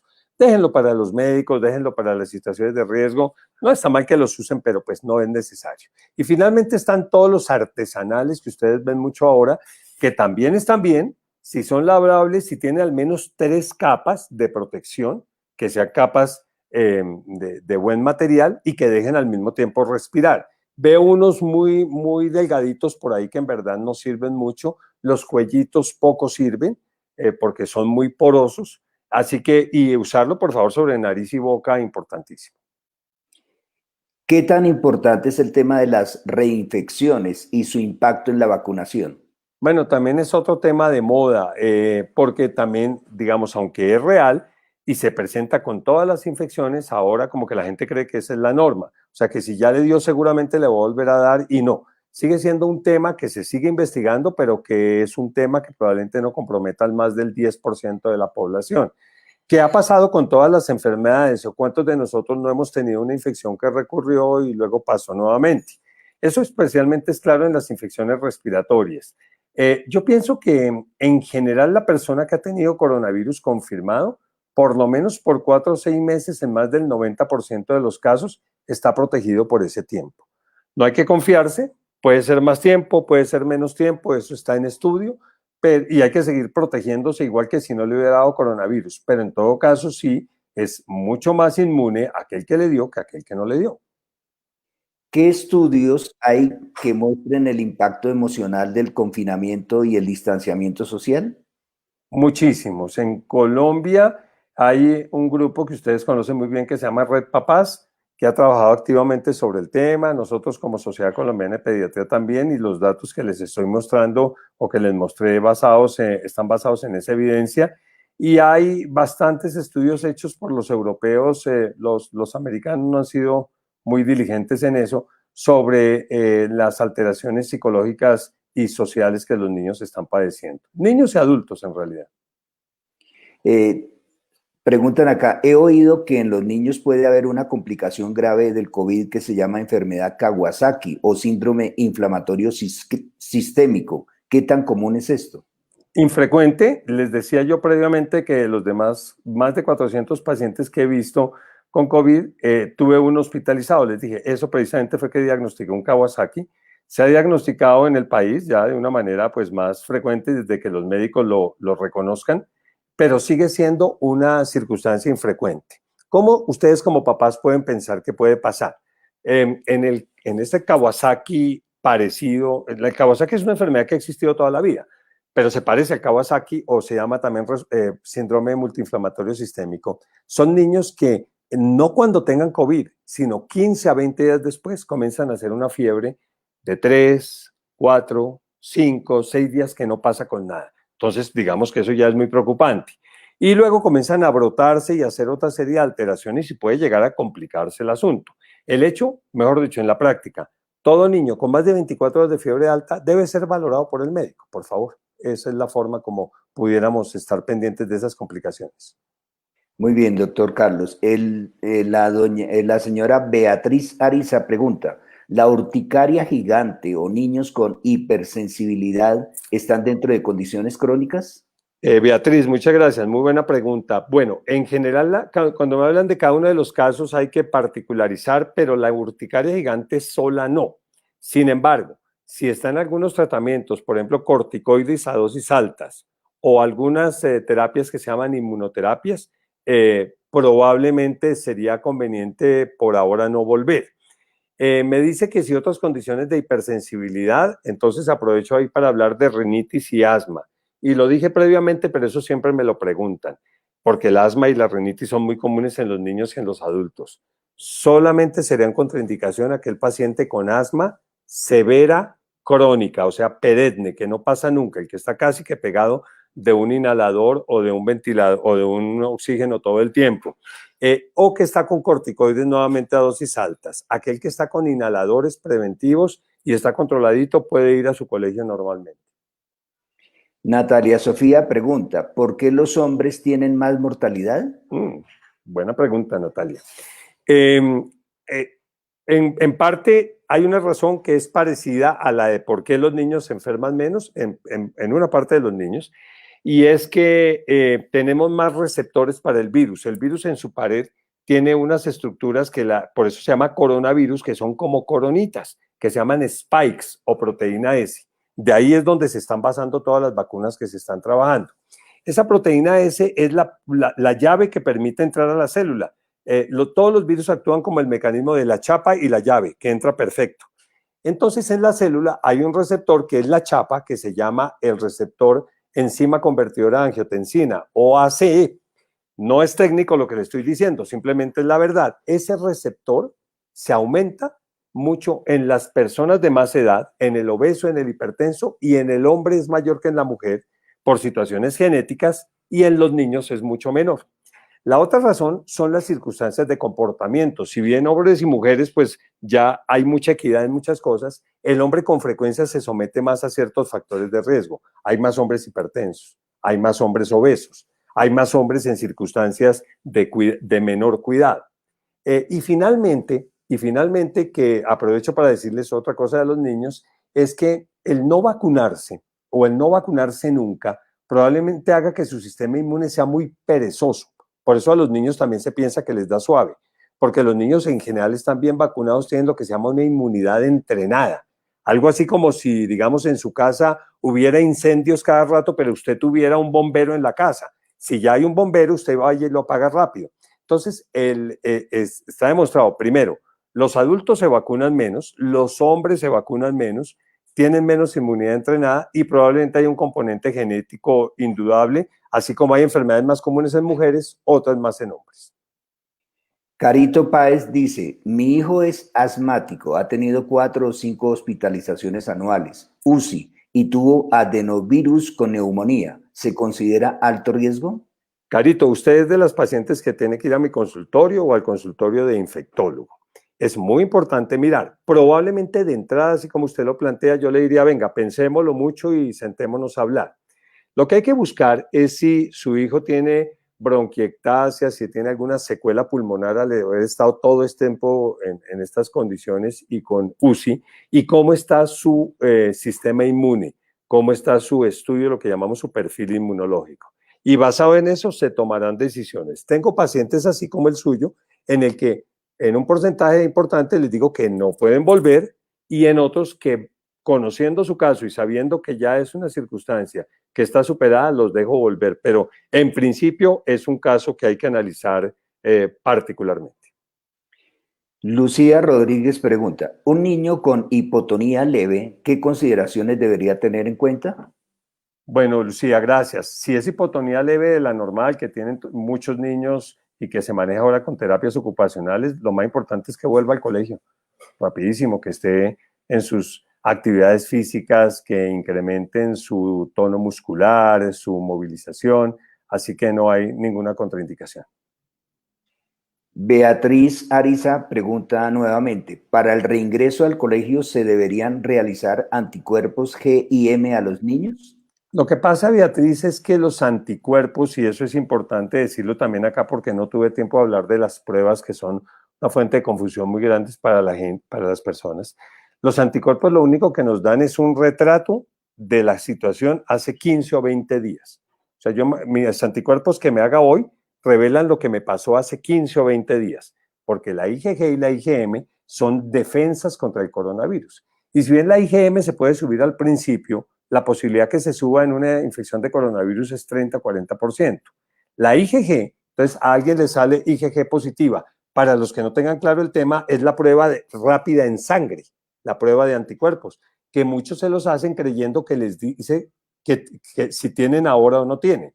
Y la IgG lo único que dice es, tuviste contacto y tienes defensas contra coronavirus. O sea que si yo tengo hoy una IgG positiva, tuve una infección. ¿Cuándo? ¿Hace 15 días? ¿Hace un mes?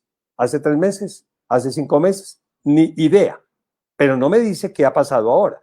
Entonces, es lo mismo que si se lo hacen para ir a viajar o a ir a visitar a los papás o lo que sea, pues quiere decir que usted se la hizo, está negativa, y si se quedó encerrado en la casa 15 días sin ningún factor de riesgo, probablemente no vaya a estar infectado.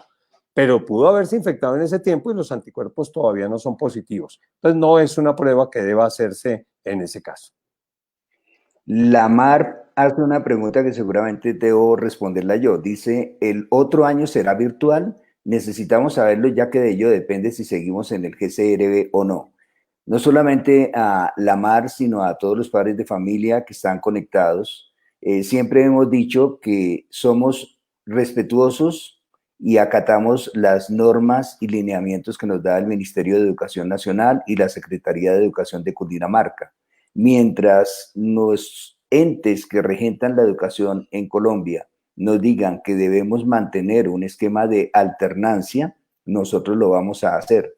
Nos estamos preparando de forma responsable, de forma segura para un retorno gradual y progresivo que se haga desde el mes de febrero.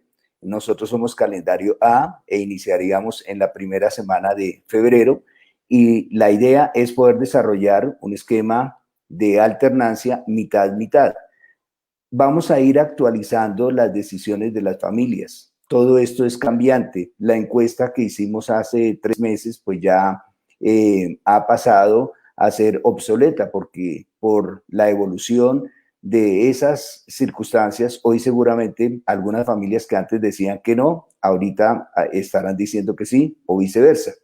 Entonces, la próxima semana estaremos generando una encuesta actualizada, de forma tal que esperamos saber cuáles de las familias actualmente vinculadas y que van a mantener a sus hijos para el 2021 en el GCRB van a iniciar con nosotros de manera presencial en el mes de febrero. Y diseñaremos un 50-50, de forma tal que presencialmente funcionaremos con las familias que nos digan sí, vamos a dar la autorización del regreso a la presencialidad, y con los demás seguiremos manteniendo un esquema virtual. Y con esas personas que nos digan que sí al regreso, entonces estaremos generando espacios quincenales, 15 días en el colegio, 15 días en casa, eso durante el primer mes, el mes de febrero. Pero una vez demostremos y los resultados así lo evidencien, que ya las condiciones las tenemos absolutamente controladas, familias, colegio, entonces progresivamente iremos aumentando el número de estudiantes. Cuando hablamos nosotros de mitad a mitad, recordemos que en el GCRB los grupos son de máximo 20 estudiantes en preescolar y primaria. Hay grupos que no tienen 20 estudiantes, sino tienen 18 o tienen 16.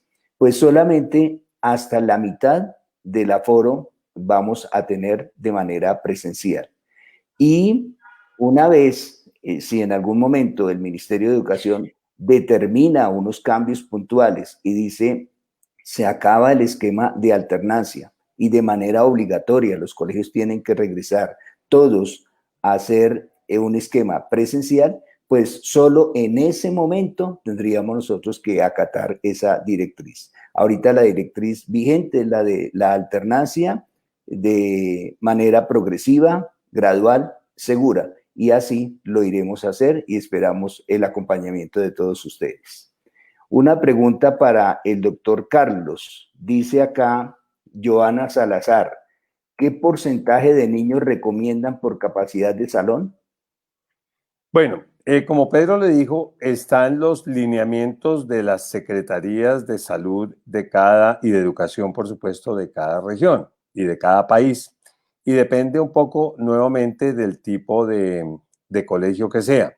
En los colegios campestres, colegios muy amplios, la recomendación de aforo puede ser un poquito más laxa que en colegios muy cerrados y oscilan entre 30 a 50%. En realidad, más que eso, lo que oscila es la distancia entre niños. Pupitres siempre mirando al frente, no pupitres en mesa redonda, eso ya no se va a usar más. Mirando al frente. La distancia del profesor hacia los alumnos de mínimo 2 a 3 metros. El uso de los tapabocas y entre niños al menos 2 metros cuadrados de diferencia es lo que la mayoría de recomendaciones plantea. Alan Cuevas dice, doctor Carlos, doctor, ¿qué opina usted de las caretas? Bueno, las caretas son buenas si se usan bien. El problema es ver a la gente, y yo no estoy criticando a nadie, por favor no lo tomen así, pero por la calle con caretas, guantes, vestido quirúrgico, todo eso, es una exageración ahí que no tiene mayor impacto sobre esa persona, pero si esa persona se siente cómoda usarlas, pues eso es como ponerse zapatos amarillos, verdes o rojos. Ya en el colegio, las caretas con los niños no las recomiendo mucho. Las caretas limitan mucho algunos aspectos, digamos, sociales y de aprendizaje, pero yo sí las recomiendo en el staff asociado a niños pequeños. En los profesores de niños pequeños sí recomiendo caretas. Algunos lineamientos lo tienen, otros no. En muchos de los colegios que hemos asesorado están haciéndolo así. No está mal, y si se compran las caretas, se tienen las caretas que sean más o menos profesionales, digamos esos plásticos que con la primera lavada ya no se ve nada, pues si uno no ve, pues muy complicado. Lo otro, que cubran muy bien, porque algunas son muy abajo y entonces hay riesgos de que por estos lados entre. Las caretas deben ser redonditas, que lleguen más o menos hasta aquí atrás. Y de nuevo, que no impidan la actividad normal de un niño en una circunstancia. O sea, nadie va a volver a una clase de educación física en caretas, definitivamente no. pero podría haber algunas zonas específicas que se dijera, por ejemplo, en algunos colegios, en el área de biblioteca, con ciertos aforos y porque es más cerrado, las bibliotecas usualmente no son muy ventiladas, podría usarse caretas, el staff de bibliotecas que va para allá, para acá, personas de la parte de la cocina. Digamos que hay que analizarlo para cada parte del colegio. En general con los alumnos no. Sandra Milena Muñoz pregunta, el riesgo es bajo en espacios aireados como lo es un colegio campestre, pero para llegar al colegio la ruta es un espacio cerrado, con mayor aforo de personas, bajo distanciamiento y poco aireado. ¿Cómo manejar esta situación? Sandra, sí, muy buena pregunta, pero me permite decir nuevamente lo que digo de aquí en adelante. Y los que no tienen la posibilidad de tener un colegio campestre, ¿qué pasa? Tampoco es que esté prohibido. O sea, nuevamente vuelven a jugar todos los factores que he citado antes. El transporte puede llegar a ser un sitio de muy alto riesgo si se hace mal, pero como el transporte también está claramente delimitado en los protocolos y el aforo en el transporte es del 30 al 40%, con silla intermedia, con, digamos, dependiendo de la estructura del transporte, estas buseticas chiquitas, por supuesto que no serían como las más adecuadas. El distanciamiento se mantiene manteniendo al menos 1 metro, como la montada en el avión, como la montada en el Transmilenio. Claro que, por supuesto, el riesgo es mayor que irse en el carro de la casa, ¿cierto? Pero no todo el mundo puede hacerlo. Claro que el riesgo es mayor que quedarse en la casa, pero entonces es lo que estamos hablando. De aquí en adelante, cada uno de acuerdo a su pensamiento, pero también teniendo en cuenta la educación de los niños, teniendo en cuenta todo esto, debe plantear qué riesgos pequeños o grandes debe asumir o no. Riesgos ceros, ninguno, absolutamente ninguno. Isabel Trujillo de Mendoza dice, problemas crónicos de estreñimiento y condición de megacolon pueden tener más complicaciones ante un contagio de COVID. No, Isabel, pero es buena la pregunta porque digamos que el COVID puede dar algunas manifestaciones gastrointestinales en la fase aguda, casi siempre diarrea y casi siempre unos dolores abdominales fuertes. Entonces, digamos, una persona crónica, como me estás hablando del megacolon o del estreñimiento o de un colon irritable, digamos, crónico, puede confundirse en determinado momento y estar confundiendo los síntomas crónicos con algo de COVID, pero no tiene más complicaciones de contagio ni de gravedad.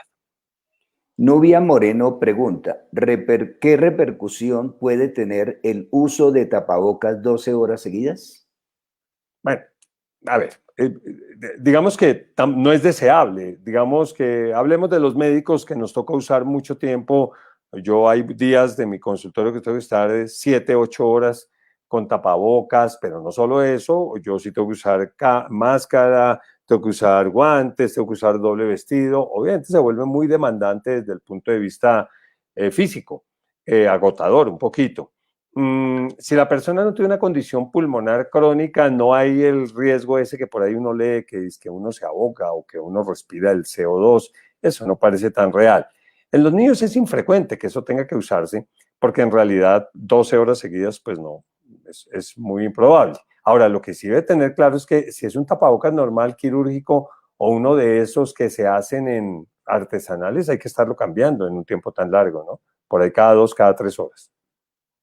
Adriana Incapié Betancourt dice, doctor, ¿y cuando los niños tienen asma bronquial, qué pasa? Bueno, Adriana, yo sé que siempre me hacen eso, pregunta y por eso ya lo he dicho previamente. Nuevamente, asma bronquial severa, perenne, no controlada, con corticoides altos, hay que analizar el caso y probablemente en algunos casos se recomendará no volver.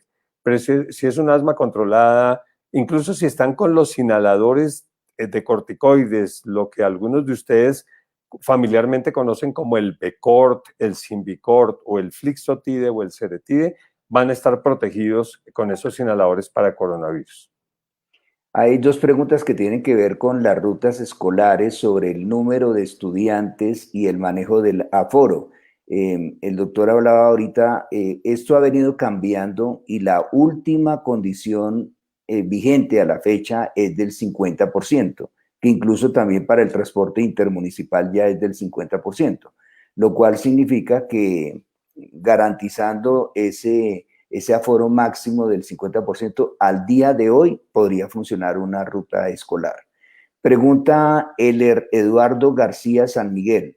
¿Alguna sugerencia en alimentación en el colegio y en el hogar para reforzar las defensas de los niños? Heller, querido, él es paciente mío y tiene dos lindos mellicitos. Heller, a ver, ¿qué le digo? Hay que comer bien, hay que comer sano, como con cualquier infección uno tiene que tener unas buenas defensas, hay que estar a la luz del día porque la vitamina D es fundamental para las defensas y por eso quienes no tengan la capacidad de estar mucho tiempo a la luz del día, que deben hacerlo, los niños deben estar tomando vitamina D. En realidad soy muy poco amigo del resto de remedios para defensas, de Engistol y de ahí para arriba, Muno y otros nombres que hay. Seguramente no van a hacer daño, pero en realidad los niños y los adultos no tenemos defensas contra coronavirus. Por eso es que hay pandemia, porque es un virus nuevo. Entonces no las van a subir. El estar muy bien vacunado sube mucho las defensas. Entonces los niños con todas sus vacunas al día, sin olvidar ninguno, tienen lo que se llama inmunidad entrenada, un sistema inmune, en palabras coloquiales, mosca, listo para pelear con el que venga, y por eso les va mejor. Pero en realidad soy muy escéptico sobre que una alimentación particular o una droga en particular suba las defensas. No, la vida sana, vida normal, también la buena actitud. La buena actitud mejora defensas, muy contrario a la actitud negativa. Hasta este momento, doctor, ya no hay más preguntas. Yo quisiera, pues además de darle las gracias, que usted nos condensara un mensaje final, un mensaje que rubricara todo lo dicho hoy durante su disertación y las respuestas a las preguntas que nos han hecho los padres de familia, y que con ese mensaje nos quedáramos para pensar, para hablar hoy en familia, y que sea como la gran tarea del fin de semana. Hoy vamos a hablar a partir de lo que el doctor Carlos Torres Martínez nos ha dicho en el live del GCRB, Conexión GCRB. Pues sí, gracias. Yo diría que como sé que todos lo que piensan fundamentalmente la mayoría es en sus hijos y en su bienestar, lo piensen de la manera asociada a lo que se sabe ahora. Primero, que los niños necesitan su educación, su socialización, que lo que estamos haciendo es un escampadero por un corto tiempo, pero que no puede seguir eternamente, y que la pandemia sí va a seguir, por lo menos a mediano plazo, de la misma manera, con subidas y bajadas. Que consideren la información científica, yo quedo a sus órdenes, por ahí Pedro les pasará mi mail, cualquier pregunta que tengan me la hacen. Que siempre se informen bien, pero que sus decisiones las tomen basadas pensando básicamente en sus niños y no se dejen influenciar por tantas cosas que figuran por ahí circulando que nos pueden afectar mucho. Ante todo, los niños necesitan volver a sus colegios, necesitan una educación presencial, al menos parcialmente, y ese es el mensaje que yo quiero darles en este momento. Muy bien, y así como lo dije al comienzo, parodiando un poquito la canción del grupo Nietzsche, Mi pueblo natal, ya vamos llegando, ya vamos en el tiempo aproximándonos al regreso a la presencialidad de manera segura, alterna, gradual y con todos los cuidados de las medidas y los protocolos que nos exigen las autoridades pertinentes.